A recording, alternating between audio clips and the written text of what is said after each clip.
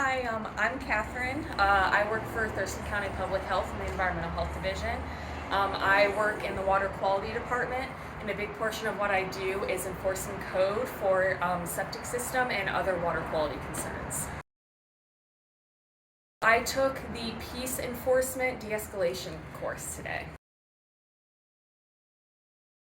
Yeah, so we did a lot of role playing today, which I thought was really beneficial because we were able to exercise how we would do things prior to this and then how we would use the tools that we learned today in future engagements and try to mitigate any sort of aggression or miscommunications that might happen.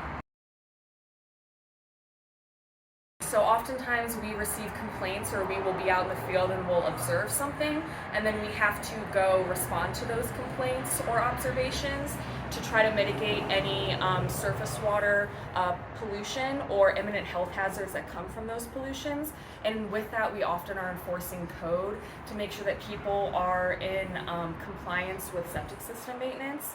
And that leads to requiring people to spend money to get their septic systems inspected, and oftentimes that can lead to disagreements or heightened emotion.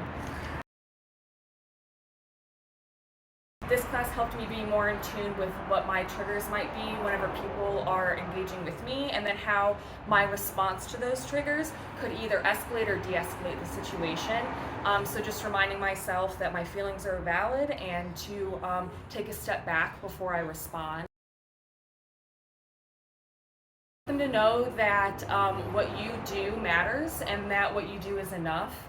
And as long as you are doing your due diligence and trying to mitigate any sort of combativeness with the client that you're dealing with, then you've done your job. And not everybody's going to love what you have to say, but if you show up and do your job and you do it well, then that's all we can ask.